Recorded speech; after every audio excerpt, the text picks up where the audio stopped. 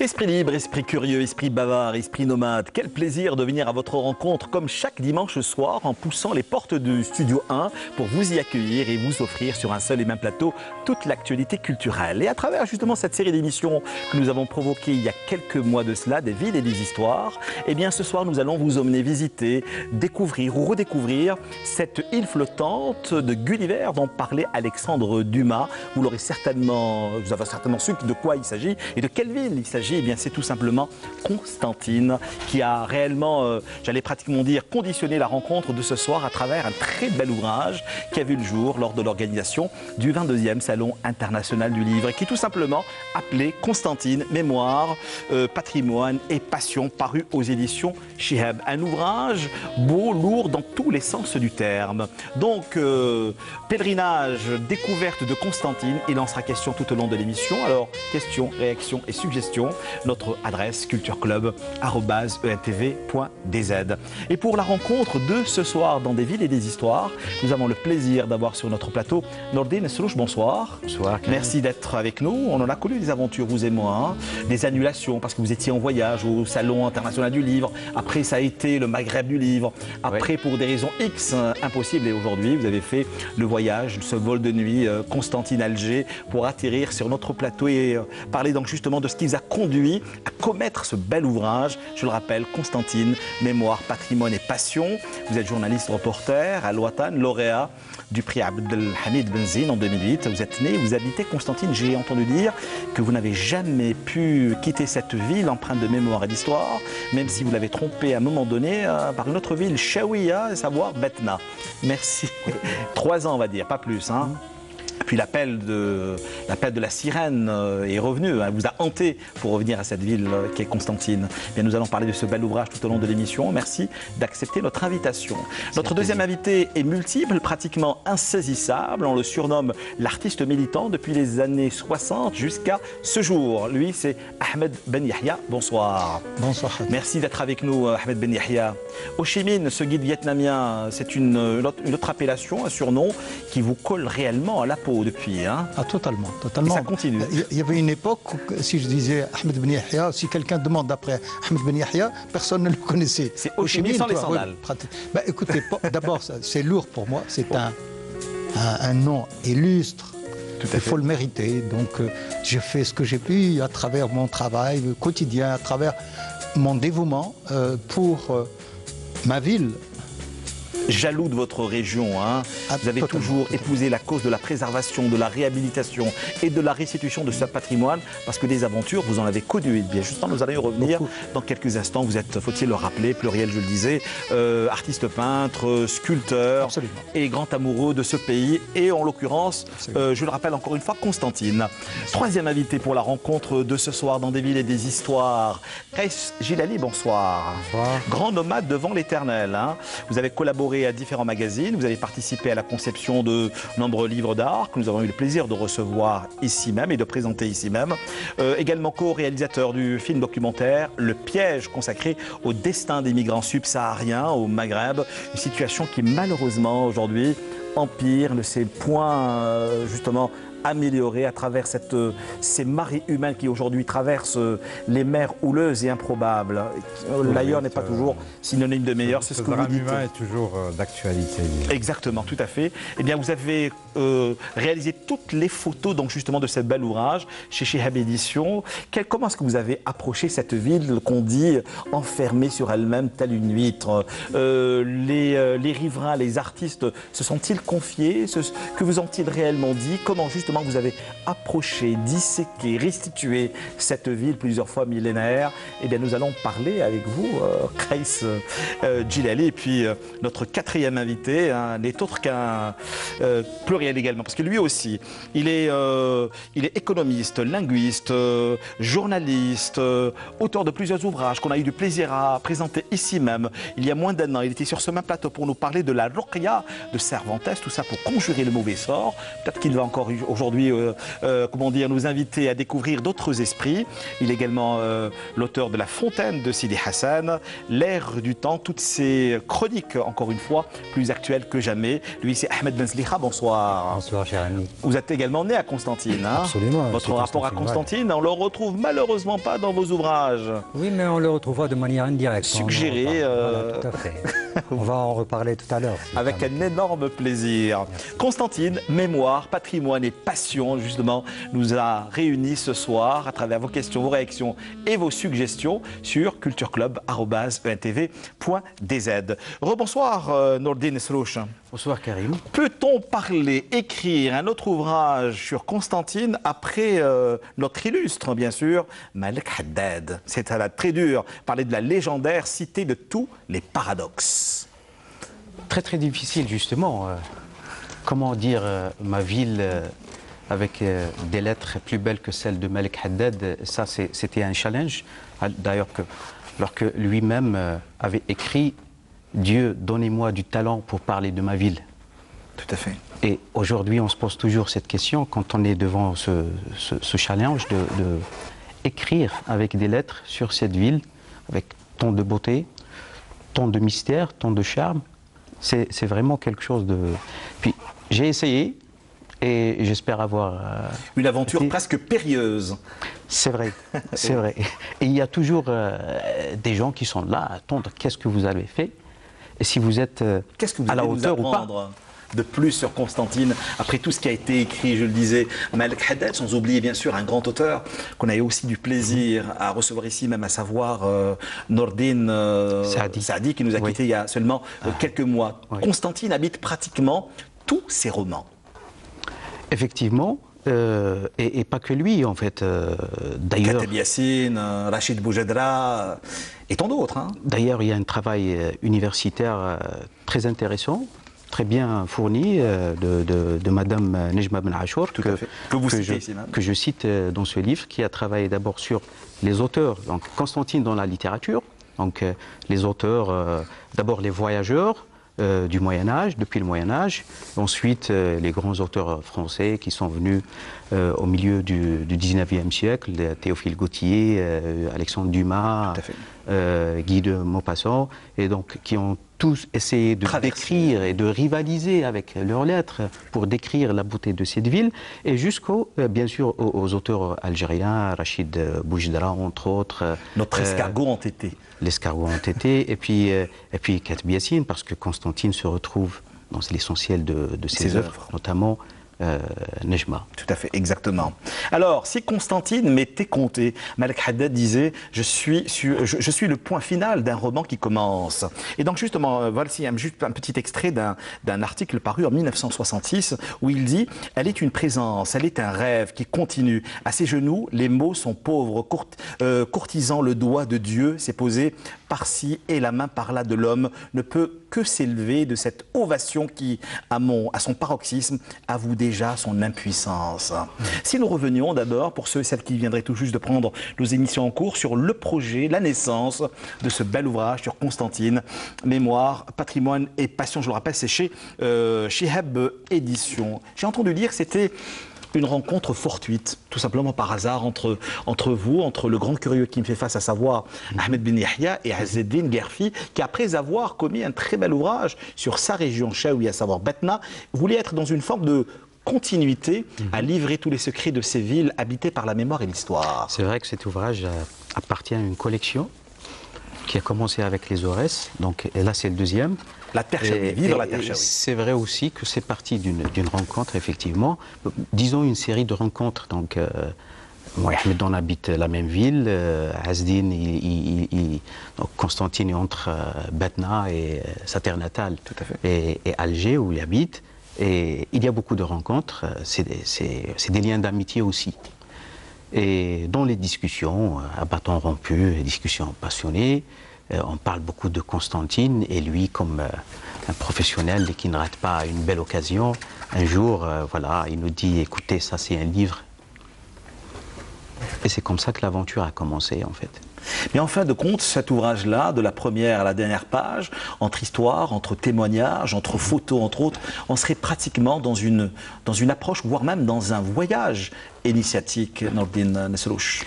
Tout à fait. Ça, en fait, c'est le texte principal. Tout à fait. Parce qu'il y a beaucoup de textes, beaucoup de types de texes, beaucoup de niveaux. L'ouvrage est habité par les textes. Voilà. Et les photos et le texte principal, en fait, c'est une balade à travers la ville, à travers un circuit que j'ai choisi.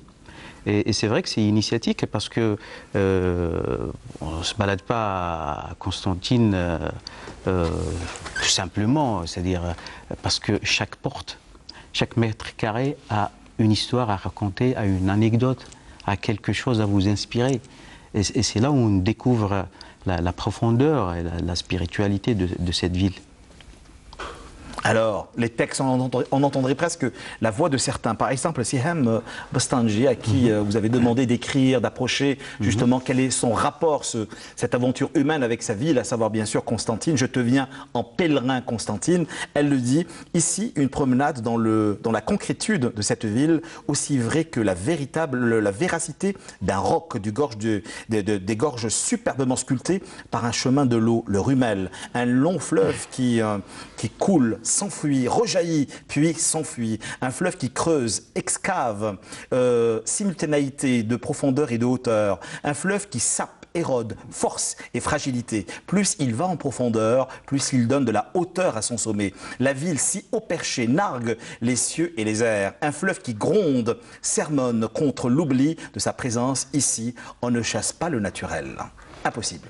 Oui, alors Siham Bostanji, c'est naturel parce qu'elle appartient à l'une des plus vieilles familles de Constantine. Exactement. Donc c'est la fille de Rabbaïn Sherif, d'une grande famille de musiciens qui ont toujours entretenu la tradition du Malouf.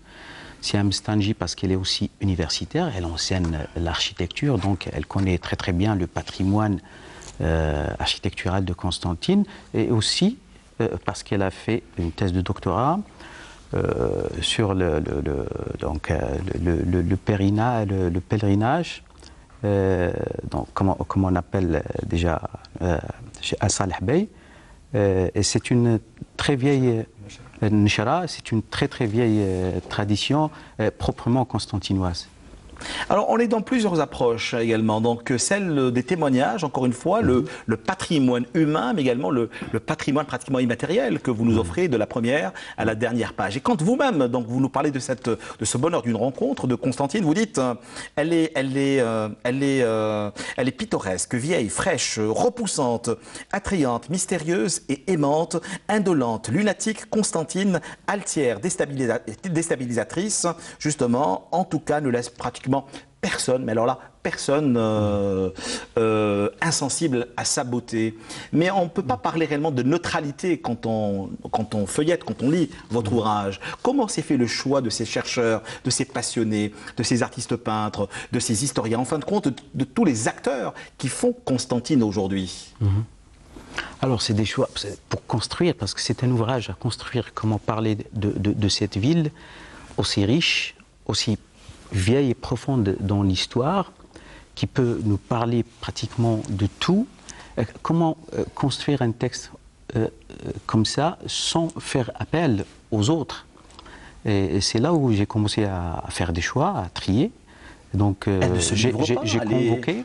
Ouais. Oui, elle est très difficile. C'est pour ça qu'il faut avoir. Elle se renferme, telle limite. Je le lisais en même temps. Et pour cela, il nous faut des clés. Et ces clés, il faut aller les chercher chez des personnages. Chez les gardiens de cette mémoire. Qui ne sont plus là, et des personnages qui sont encore là, comme Ahmed Ben Yahya, qui a été témoin du siècle.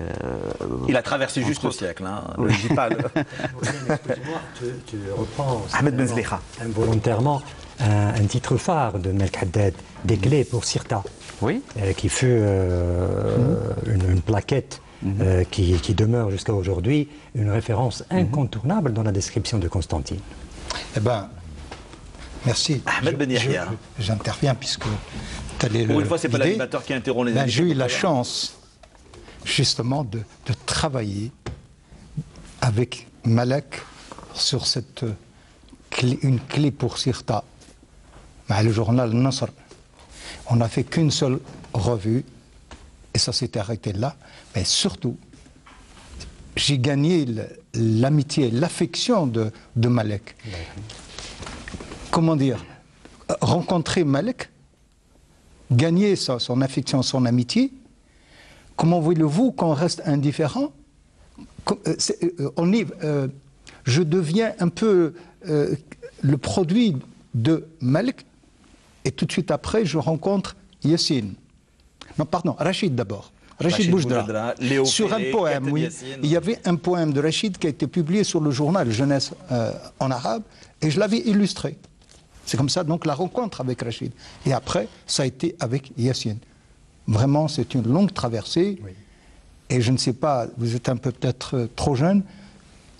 Je dirais que Mohamed prend ta valise, qui est passée à Constantine, c'était un événement exceptionnel.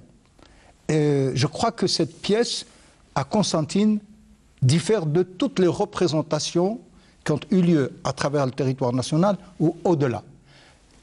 C'est-à-dire que cette pièce a été jouée un peu Nejma. Yassine était dans son univers, dans son monde, dans l'univers tous les éléments de Sil Mokhtar. Quand même, le personnage central dans Nejma, Sil Mokhtar. Donc, cette ville ne peut pas laisser indifférent. Oui. Il y a une sorte de terreau. Contrairement à Alger et les autres régions, elle ne se livre jamais. Jamais. Elle est secrète, elle est mystérieuse. Elle se livre à travers ses personnages. Une des qualités de l'ouvrage de Sinsrouch, c'est de donner la parole, au-delà, disons, de la ville, d'une présentation traditionnelle, c'est de donner la parole à des voix de la ville.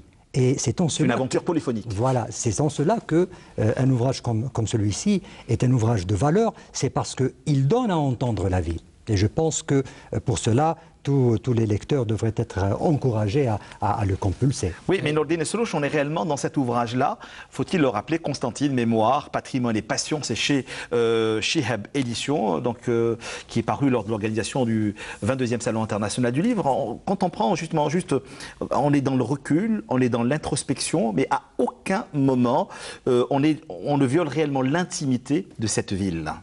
Jamais. Dans le discours des uns et des autres. En fait, d'abord, j'aimerais dire que... Il y a cette part de mystère, je ne suis pas arrivé à déflorer. Voilà ce que je voulais vous dire. D'abord, j'aimerais dire une chose. En fait, c'est une ville qui ne se livre pas. Ce n'est pas tout à fait vrai. C'est une ville plutôt qui est difficile. Difficile à pénétrer. Et là, c'est pour ça que je dis il faut avoir des clés, il faut avoir les bonnes clés. Et à travers ces ouvrages, justement, j'ai essayé d'offrir certaines clés pour comprendre cette ville, pénétrer un petit peu cette ville. En fait, il y a un phénomène qui arrive à tout le monde en abordant n'importe quelle ville dans le monde. Si on arrive à Alger un jour de grande chaleur et de grande moiteur, on risque de rentrer en moins de 2 heures et de ne plus revenir. C'est un exemple. Constantine, la même chose. Si on débarque directement au centre-ville, on risque de tomber sur un ou deux phénomènes un peu fâcheux. Et si on s'arrête là, on ne risque pas de découvrir cette ville. Et on passe à côté. Mais il faut être patient. Il faut avoir un troisième œil pour pouvoir commencer à découvrir les trésors de cette ville. Et là, quand on commence les trésors, on s'attache à cette ville. Avoir un guide est une très bonne idée. Justement. Moi, je me suis attaché à cette ville, je ne vous le cache pas. C'est presque une petite confidence sur la fréquence ce soir à travers la présence à plusieurs reprises sur mes plateaux de ce regretté qui nous a quittés il y a juste quelques mois, à savoir Nordine, je le rappelle encore une fois. Voilà, Nordine Saadi, dans tous ses ouvrages, la femme qui est en fin de compte Constantine aujourd'hui, qu'il arrive souvent à tuer parce qu'il est un peu Hitchcockien. Hein. Les femmes se suicident, partent, se jettent. Je sais de quelle façon, mais il faudrait réellement lire. C'est comme ça également qu'on approche Constantine. Et vous avez restitué aussi la voix à Nordine Saadi à travers Retour à Constantine dans votre ouvrage, quand il a écrit « Il arrive que quand on pousse la porte de la maison de naissance après une vie d'absence et qu'on trébuche, stupéfait, abasourdi sur les tertres déboulis, des épaves de bois, des détritus, un terrain vague, survienne un gamin, surpris de votre étonnement, qui vous apprend qu'elle s'est effondrée il y a quelques années déjà. Le tremblement de terre. Oh, vous ne le saviez pas? Mais où étiez-vous donc en ces temps de malheur? Grand point d'interrogation. Tu rêvais tant de ce retour depuis que tu avais donné vie à cette maison fantasmée dans un roman, sur le divan, dans les récits réinventés auxquels tu finissais par croire. Tu as eu besoin de sa réalité, cette rue de Bagdad, écrite à l'encre brune sur un certificat de naissance, la photo bien sûr de ta mère accrochée au mur de ton exil. L'exil, malgré ce déracinement, tous ceux qui ont approché, tous ceux qui ont vécu, tous ceux qui sont partis de Constantine, y reviennent inconditionnellement. Impossible de la quitter. Oui. Il y a beaucoup de ces personnages qui n'ont pas pu donc s'éloigner. Sont délivrés justement, tout en étant très très loin. Ce n'est pas le cas pour tout le monde, mais des gens comme Nourdine Saadi ont laissé de très très belles lettres pour parler de cette ville justement. Alors, vous avez participé au Maghreb des livres à Paris il y a seulement quelques semaines. Quel a été donc justement le regard de l'autre, son approche sur cette ville? J'imagine que la communauté pieds noirs et tous ceux qui ont quitté l'Algérie il y a je ne sais combien d'années vous a approché. Quel a été réellement leur discours, leur regard sur cette ville qui n'est jamais morte en eux et chez eux dans leur cœur en fin de compte? C'est vrai que le stand où j'étais ont influé beaucoup de pieds noirs qui étaient très curieux. Donc Constantine est dans le salon, ils étaient venus voir qu'est-ce que c'est. L'approcher autrement.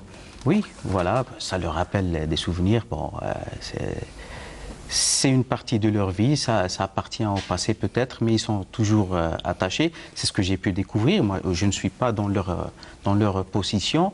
J'ai essayé de leur répondre.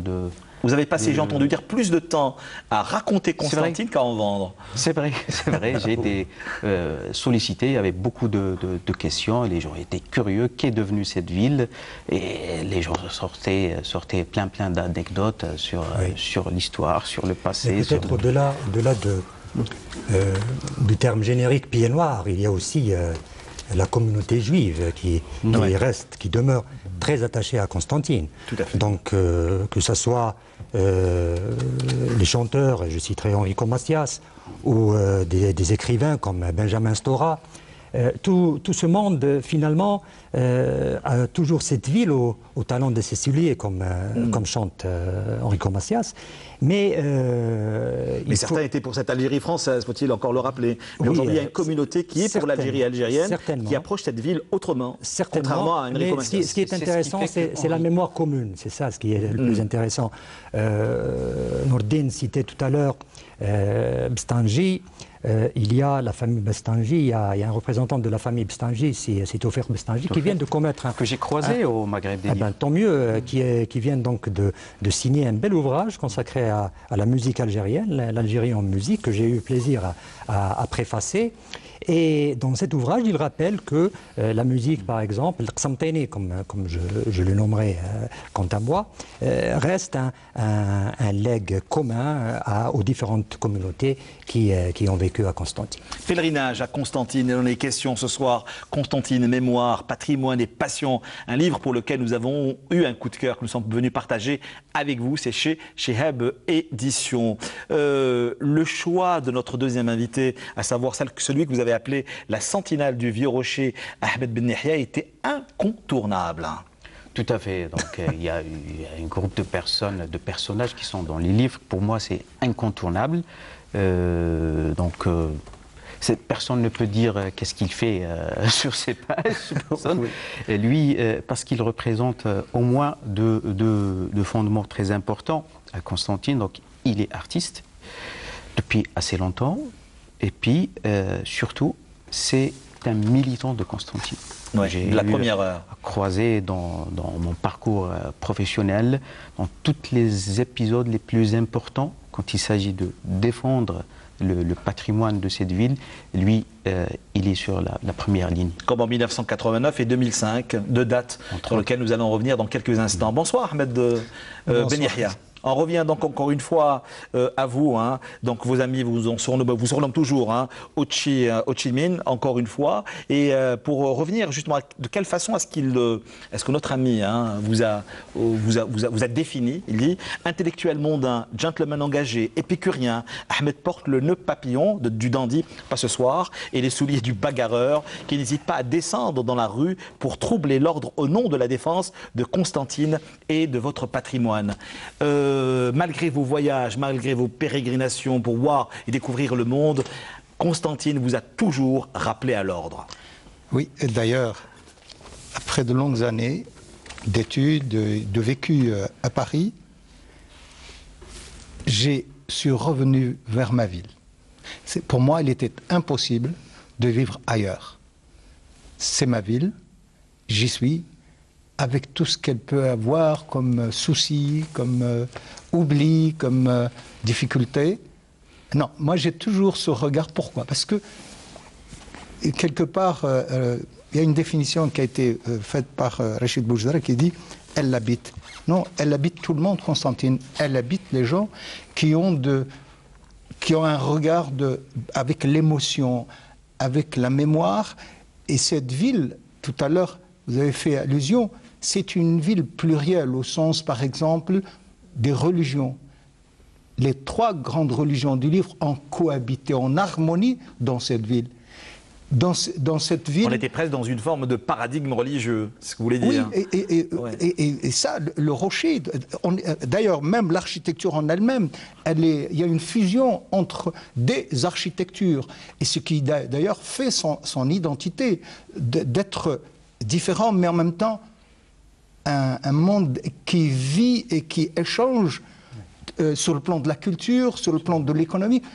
Tout à l'heure, on parle des musiciens, mais il y a un très très grand peintre, c'est Atlan, qui est d'une dimension internationale et qui a été aussi un militant pour la cause algérienne. Nous pouvons aussi citer est-ce que le docteur Lavran, ailleurs, aurait découvert le paludisme? Donc ces différentes personnalités. Il y a eu, parce que je risque d'oublier, le dessinateur attitré de Jules Verne est venu à Constantine à dessiner la ville. Voyez-vous le rapprochement donc dans cet imaginaire de Jules Verne, il se retrouve à Constantine.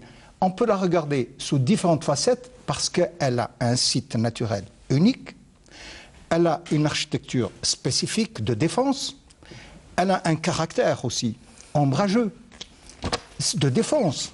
Et là aussi, on passe aussi à ce côté de la résistance. On sait qu'il y a eu plus de 82 sièges, mais le seul qui est tombé, c'est celui de 1837. Mais Constantine est tombé, mais devant quelle armée? Je dis toujours que en 1836, l'armée de Napoléon a été battue par l'hiver russe. L'armée hitlérienne a été battue par l'hiver russe, mais en 1836, c'est les Constantinois qui ont battu la grande armée. Oui. C'est la raison pour laquelle, là où il y a le tombeau de Napoléon aux Invalides, la rue de Constantine, pour qu'on donne le nom de cette ville dans ce haut lieu de l'histoire de la France, c'est parce que ça a été une ville d'une dimension de l'identité.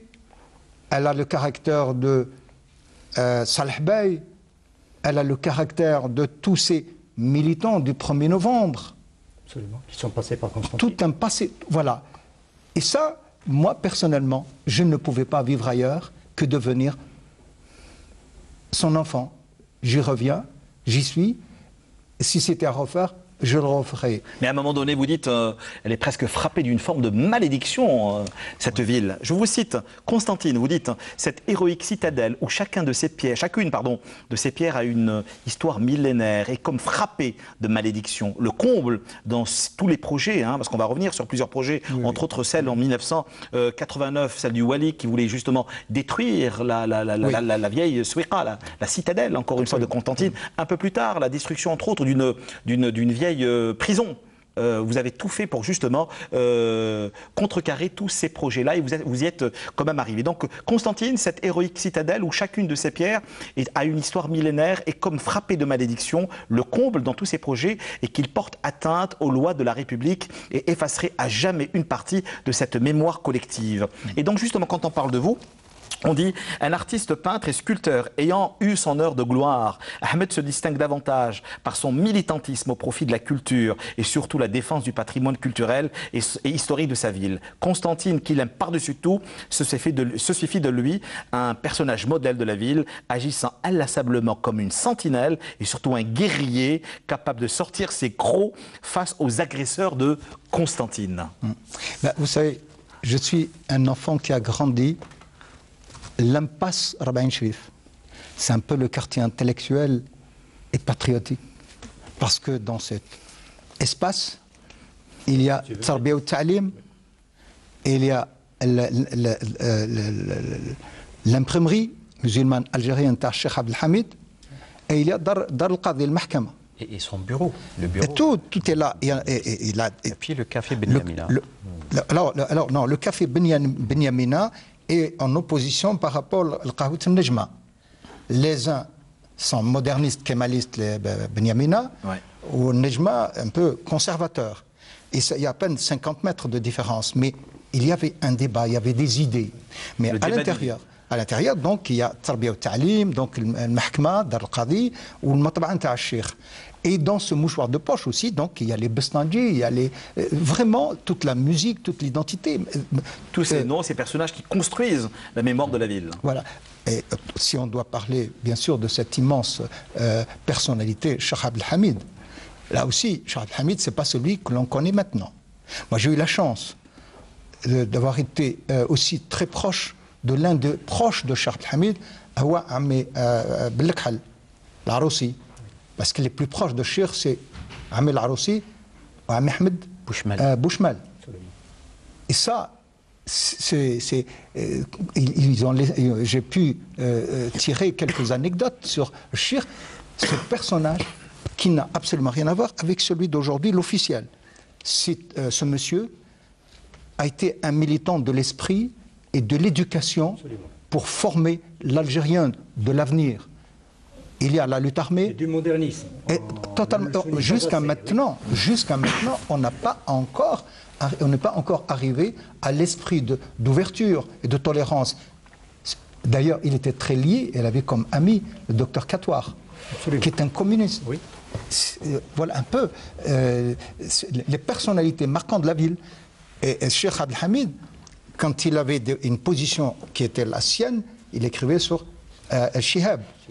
Donc depuis 1962, vous êtes de toutes les batailles pour la préservation de la mémoire de cette ville. Hein. Ce patrimoine humain, ce patrimoine construit, ce patrimoine de toutes ces traditions également, je le disais au sommaire de l'émission, cette mémoire, ce patrimoine immatériel. Vous avez réellement... Vous savez, je vais vous dire une chose.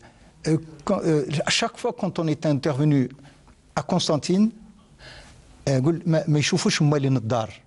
n'a jamais consulté les principales concernés, les habitants, les vivants, questionner aussi le passé pour pouvoir ne pas abîmer. Et là, on confond beaucoup la restauration, qui est un travail de bijoutier, avec la modernisation ambiguë, où il faut démolir. Et à Souiqa, il y a eu un projet de démolition générale. C'est là, ça s'était passé au mois de février 2003, je crois. 150 maisons étaient programmées pour la démolition et on a commencé. Et quand on démolit une maison, on déstabilise au moins 4. Vous me permettez également de saluer la mémoire d'une grande auteure que j'ai eu du plaisir à recevoir ici, c'est Nadjia Habir. C'est une parente. Et alors, elle aussi est une grande jalouse de Aïn Souiqa. Il y a une vingtaine d'années, cela ne rajeunit guère le grand curieux que je suis, qui était sur ce même plateau pour justement dénoncer la destruction de cette mémoire millénaire de l'Algérie indépendante. Mais vous savez, le madrasa a été construite dans l'esprit des Saint-Simoniens par Balu. Et Ballus est l'un des plus proches collaborateurs assistants de Gustave Eiffel. Quand on voit par exemple que le monument aux morts, c'est l'un des plus beaux monuments français.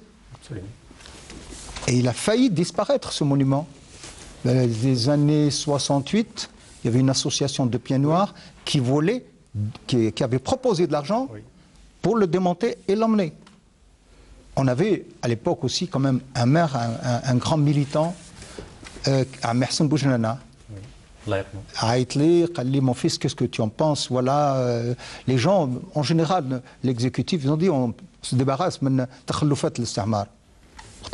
Si on doit se débarrasser de مخلفات الاستعمار, il faut commencer d'abord, dès le début, on va peut-être commencer d'abord par les ruines romaines, Timgat, Djmila, et puis la mairie, là où vous êtes quand même, c'est Émile Morino qui a construit, et la 504.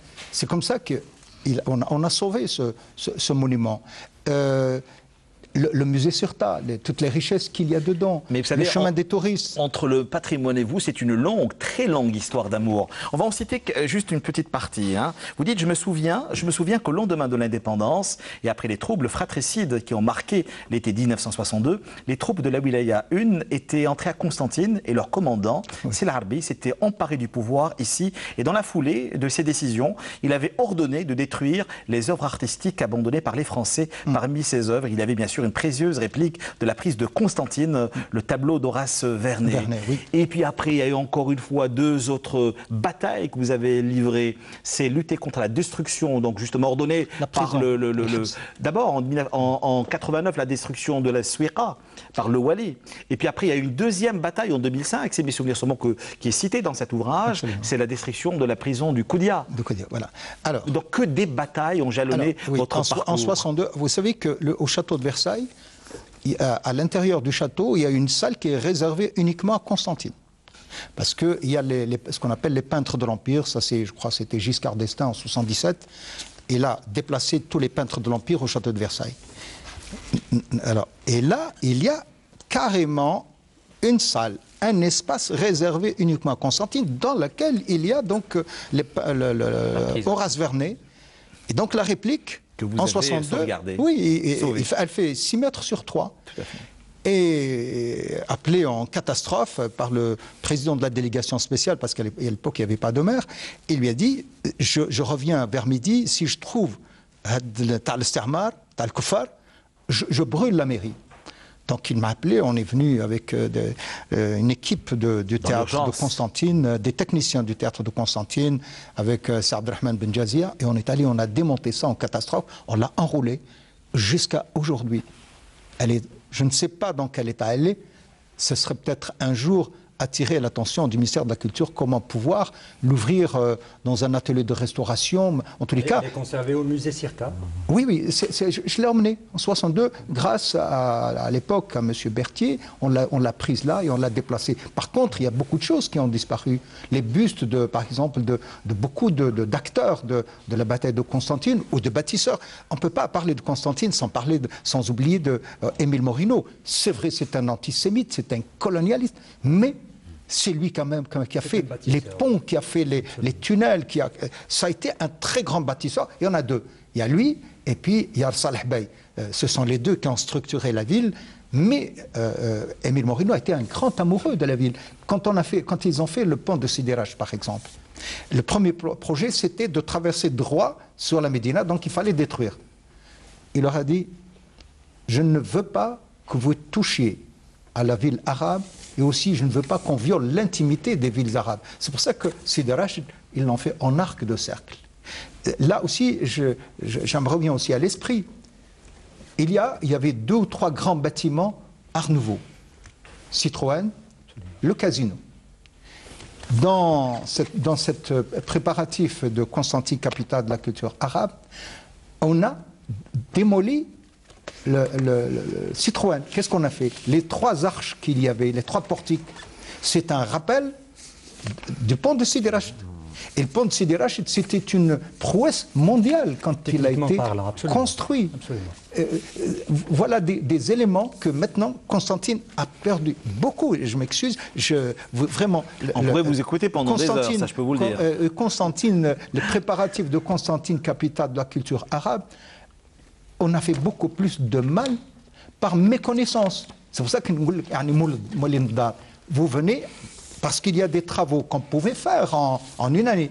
Il y a des travaux qu'on pouvait faire en 3 ans. Mais je crois que les travaux structurants de la ville de Constantine qui pouvaient faire l'identité de cette ville, c'est pas moins de 15-20 ans, parce que là, c'était une restauration fine. Et peut-être aussi, c'était l'occasion de lui donner son identité. Cette ville représente quoi? Est-ce que c'est une ville industrielle? Est-ce que c'est une ville à caractère agricole? Je crois que ce qu'elle ressort depuis toujours, on dit c'est une ville de l'art et de l'histoire. Et pourquoi ne l'avait pas développée, justement? Elle pourrait devenir dans l'avenir un centre, un pôle de recherche scientifique, mais ce qui pouvait préserver le site et préserver et restaurer et apporter quelque chose de nouveau dans cette ville pour lui garder cette identité de savoir et de l'esprit. Le palais d'Ahmed Bey, en revanche, a été, disons, assez bien restauré, je pense. Mon ami, je vais vous le dire, beaucoup de dégâts. Malheureusement, et Azouz, Bejaja, s'il était là, il pouvait aussi témoigner comment, par exemple, le pèlerinage de Sid d'Ahmed Bey, il a été amputé de presque la moitié, cette polychromie. Oui. Ils ont complètement démoli, enlevé, parce que soi-disant il y avait des fissures, il y a des techniques de restauration. C'est pour cela que, à mon avis, il vaut mieux la laisser comme elle est et attendre les bons moments et attendre les compétences. Le palais, par exemple, la céramique, on a cassé la céramique au lieu de l'enlever précieusement comme matériau noble pour le remettre, le restituer. Qu'est-ce qu'on a fait? On a fait de la céramique industrielle. Et quand vous voyez les céramiques, les vraies, originelles, et ce qu'on a fait maintenant, ce n'est plus la même chose. Les arcades, les voûtes, on sent le travail, parce que le travail du maître artisan, il y a des défauts qui font la valeur. C'est de la poésie, le défaut, il devient une poésie. C'est l'approche humaine. Hein, oui, et puis on a fait intervenir le ciment. Le ciment, on n'a pas absolument... Donc, voyez-vous, c'est... Vous savez, Nordine Chouch a dit qu'il a réellement traversé le siècle, et je rejoins réellement son discours, où on pourrait vous écouter pendant des heures. Nordine Chouch, avant d'aller vers d'autres invités. C'est ce que, oui, en 2 mots, c'est ce que j'appelle les blessures qu'il y a sur l'écorce de cette ville. Oui. Mais la ville est beaucoup plus puissante que tout ça. Tout ça ne représente pas grand-chose dans l'histoire, dans la profondeur de sa ville. Elle va s'en sortir. Oui, voilà, ils mettent en valeur au centre de l'ouvrage, je le rappelle encore une fois, le patrimoine humain, le patrimoine matériel et immatériel. C'est une très belle aventure que nous sommes venus vous offrir ce soir à travers cet ouvrage qui nous a réunis. Constantine, je te viens en pèlerin. C'est aux éditions, je le rappelle, Chihab, vous aussi, hein, je le rappelle encore une fois, si on veut approcher le personnage que vous êtes, le grand curieux, le défenseur, vous avez rencontré Léo Ferré, Keteb Yassine, mais que sais-je encore? Mohamed Issakhem a été mon professeur. Oui, je suis parti de la première promotion de l'Algérie indépendante. Ensuite, j'ai eu la chance aussi de faire des études à Paris avec le grand sculpteur, l'un des plus grands du XXe siècle, César, le sculpteur César. Et tout ça est résumé dans un... J'allais pratiquement un catalogue, non, mais c'est un très bel ouvrage. Ahmed Ben Yahya, je le rappelle, rétrospective. Il y a une grande plus dame, de 50 ans de carrière. Je m'excuse. D'abord, on a oublié Ahlam Sranmi. Il ne faut pas oublier Taroutar. Ouais. Ça, c'est Constantine aussi. Mais il y a une grande dame du cinéma qui a eu la Palme d'Or à Cannes, c'est Jane Campion. Quand elle est venue là, elle était éblouie par cette ville. Elle m'avait dit, mon rêve, c'est de faire un film dans cette ville. À l'époque, n'était pas connue. Mais après, quand j'ai vu ces films, là, j'ai compris pourquoi la ville de Constantine était une ville pour elle, elle avait un regard. Elle a eu un dialogue avec ce site, avec cette ville, et avec des personnages. Donc on n'y vient jamais en tant que conquérant, mais en tant que conquis, tout simplement ça. Oui. Alors pour la suite de cette belle aventure, je le rappelle, l'ouvrage est en vente libre chez les bons libraires. Constantine donc, Mémoire, patrimoine et passion, c'est chez Hab Édition. Bonsoir, Reis Gilali, vous avez été bien siléncieux contrairement à vos habitudes. Non, vous écoutiez avec beaucoup de curiosité et d'émotion, Ahmed Ben Yahya. D'émotion, oui. Moi, cet ouvrage m'a permis, entre autres, de découvrir vraiment cette ville, parce qu'au-delà de ce site fantastique et absolument incroyable, de ce mélange architectural et tout, j'ai toujours eu l'impression, justement, cette impression que, en même temps, c'était un peu hermétique, disons, hein, entre guillemets. Et en plus, ce n'est pas forcément aidé par cette réputation. On dit, oui, à Constantine, on est très conservateur, très... et pour moi, en tant que photographe, c'est pas suffisant, quoi, comme ça, d'aborder les choses d'une manière un peu superficielle. Nouri m'a, entre autres, permis de voir la ville autrement. De l'approcher autrement. De l'approcher autrement. Parce et de quelle façon, donc, justement, vous avez approché... Il a été mon guide. Les personnages là qu'on voit dans le livre aussi... Très nombreux. Ont chacune ouvert une porte à leur manière. Et vraiment, on aborde la ville autrement et on rectifie l'idée première qu'on a eue comme ça dès le départ. Et beaucoup d'amis à moi me disent oui, Constantine, c'est comme inaccessible, comme en dehors de l'aspect du site en lui-même, quoi. Beaucoup de gens ont cette impression. Ce sont les personnages qui vous ont réellement été vos guides pour la réalisation de tous ces portraits. Oui, entre Nouri et Ahmed, donc j'ai vraiment abordé la ville autrement, quoi. Je l'ai vécu vraiment autrement. Bon, il reste, ce tandem charismatique, Ahmed et Yasmina, il me reste quand même Zmouli, entre autres. Cette triste impression que les Constantinois n'ont pas vraiment la main sur le destin de cette ville. Il y a eu... bon, c'est jamais trop tard, c'est pas irréversible, comme dit Nouri, mais ça ralentit peut-être... comme il y a eu, enfin je parle comme ça, je trouve que l'avenue là qui va de la maison de la culture vers Souika a été complètement gâchée par un monument qui n'a pas de sens, par exemple. On n'ouvre pas les perspectives, et je pense, comme disait Ahmed, il faut peut-être prendre le temps. Et plutôt que de mal faire, ne rien faire en attendant de savoir le faire, quoi. Quel a été votre regard avant d'approcher Constantine et après la réalisation de cet ouvrage, Qais Djilali? Oui, il disait justement avant l'impression que c'était une ville un peu inaccessible, quoi. Et aujourd'hui, c'est tout le contraire que vous tenez comme approche et regard, justement. Mon regard a complètement changé, hein, a complètement changé. Sans ça, ça aurait été difficile pour moi de faire des photos. Et j'y retournerai sûrement, je ferai sûrement d'autres photos, parce que j'ai justement une autre vision de la ville et qu'on ne peut pas de toute façon boucler tout ça en quelques mois. On se rend compte qu'il faut énormément de temps. J'y retournerai volontiers. Je pense pas, c'est pas du tout exhaustif, hein, ce qu'on a fait du point de vue photographique. Il y a encore énormément de choses à faire. Mais j'ai comme l'impression que vous êtes fidèle à vos infidélités, parce que vous êtes tout simplement, comment dire, un véritable nomade. Alger, Constantine, Annaba, le Betna entre autres, à travers le bel ouvrage Vivre la Terre Chaoui, toujours chez Chihab Éditions, hein. Vous approchez toujours la ville d'une façon, j'allais pratiquement dire, de curieux, et après vous en tombez amoureux. Oui, tout ça. D'ailleurs, souvent, mes premiers séjours et tout, que ce soit Constantine ou d'autres villes, très souvent, j'ai du mal à faire des photos, par exemple. J'ai du mal à passer comme ça,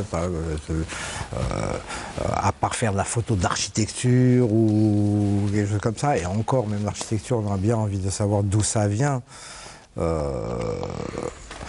Quel est le regard, quel est le discours qui vous a le plus marqué dans toute cette série de personnes et de personnages que vous avez eu à réaliser, Qais Djilali? C'est cette passion que les Constantinois ont pour leur ville, Hein. Il y a énormément d'hommes et de femmes réellement passionnés, un peu désarmés, entre guillemets quand même. Mais on sent une réelle passion. Et comme disait Ahmed, on parle de ville agricole ou industrielle. Et effectivement, moi je verrais vraiment Constantine comme une ville d'art et d'histoire. C'est vraiment, c'est dans son ADN, quoi. Ça devrait être dans son ADN. On parle également de ce seigneur de la plume qui n'est autre que Boubacar Hamidchi. Qu'est-ce qu'il vous a dit? Le seigneur de la plume de Constantine. Donc, lui aussi est gardien de cette mémoire, de toutes ces rencontres qui ont jalonné un peu son parcours, que ce soit dans le théâtre, dans la littérature, mais également au cinéma, Nordine Nesrouch. Oui, Boubacar Hamidchi, bon, on va parler de Boubacar Hamidchi. Brièvement, avant de donner la parole à notre ami Ahmed Benzeliha. Bah, pour nous, ça reste le parrain. Hein, parce qu'on fait le même métier, c'est avec lui en fait que j'ai appris. Hein. C'est lui. Mes premiers pas, je les ai faits avec lui au bureau et j'ai découvert donc talentueux journaliste, mais je suis un personnage. Enfant des gens, il était rêveur, insoucieux. Il est plutôt le contraire. C'est comme ça qu'on l'a approché dans le texte, du moins. Hein. Très sévère, il est très direct, il dit les choses comme il les sent vraiment, mais avec beaucoup d'intelligence et d'esprit. Et puis, c'est un empêcheur de tourner en rond. Et quand il parle de Constantine, il a sa langue à lui, il a son regard et c'est majestueux. On pourrait le rapprocher un petit peu au personnage de Mohamed Issakha. Ouais.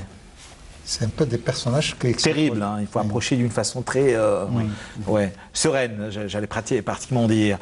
Question-réaction, cultureclub@tv.dz. Ahmed Benzeliha, bonsoir. On parlait bien sûr de plusieurs de vos ouvrages. Hein. On a parlé, vous étiez ici même il y a presque un an pour la lauréate de Cervantes. Que sais-je encore, d'autres ouvrages sur lesquels nous reviendrons dans quelques instants. Constantine, où est-elle réellement aujourd'hui dans le texte, dans vos univers romanesque? Actuellement, elle traverse mes univers romanesques, mais en fait... Elle est juste suggérée? Elle n'est pas suggérée, elle est quand même présente, mais auparavant elle était très présente, puisque j'ai été, tout comme mon ami Nordine Nesrouch, journaliste pendant plusieurs années à Constantine. J'étais le correspondant d'Al Watan, du même journal où officie aujourd'hui mon ami Nesrouch. Et à ce titre, j'avais écrit plusieurs articles, soit des chroniques, soit des articles plus documentés sur l'air Constantine. Du temps, entre autres. Dans l'air du temps, entre autres. Mais aujourd'hui, disons, en passant vers l'écriture littéraire, Constantine n'est pas directement présente. Peut-être que je crains de ne pas pouvoir véritablement lui rendre l'hommage qui lui sied. Mais elle est présente, par exemple, au niveau de La Fontaine de Sidi Hassan, mon roman historique. Mais c'est Alger qui porte un peu l'ouvrage. Oui, absolument. Vous racontez Alger dans cet ouvrage. Sauf que c'est Ahmed Bey, le Constantinois, qui est raconté dans Alger, en fait, à travers Alger. Et d'ailleurs, le roman s'ouvre sur une visite particulière, celle d'Ahmed Bey à un endroit qui va être l'endroit de sa sépulture, en l'occurrence le mausolée de Sidi Abderrahman Taalibi à Alger. Et donc, aussi en Alger, on est dans une forme de découverte ou de redécouverte, comme j'ai aujourd'hui pour Constantine, dans Alger, dans Serkiet Sidi, je le rappelle encore une fois, Sidi Hassan. Vous me permettez par la même occasion de rendre hommage à un monsieur qui était un journaliste également, un auteur, qui a parlé de Constantine dans ses nouvelles. Il s'appelle bien sûr Ahmed Bouassida. L'ouvrage a pour titre, qui avait obtenu le prix... je ne sais pas si c'est Kateb Yassine, Abdelhamid Bouassida. Ça s'appelle 5 dans les yeux de Satan. Voilà. Ça, je le conseille, c'est chez Kasbah Édition. Juste sublime. Un bel ouvrage. Un très bel ouvrage. Et je pense que notre ami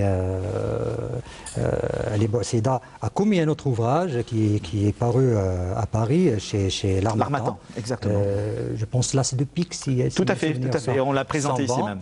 Et donc, si vous voulez, pour en revenir un peu à cette passion littéraire qui lie la cité, en l'occurrence Constantine, à l'écriture. Je citerai des auteurs comme le grand Melk Haddad, comme qui avait un rapport très poétique, très charnel même avec oui, mais surtout avec la langue française. Hein.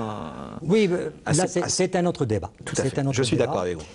Mais en fait, puisque vous me permettez de faire la transition vers un écrivain de langue arabe, en l'occurrence Tahar Uttar, qui a consacré un bel ouvrage, un roman assez particulier, je dirais, même s'il n'est pas singulier, même s'il n'est pas véritablement tendre envers Constantine, c'est Zilzel, qui quand même, à travers la traduction de Marcel Bois, a su faire ressortir l'âme de Constantine et toutes nos peurs aussi, je dirais, d'enfance. Pratiquement tous les enfants de Constantine ont cette peur du vide. Donc c'est assez paradoxal, puisque nous sommes les enfants d'une ville où l'abîme entoure pratiquement la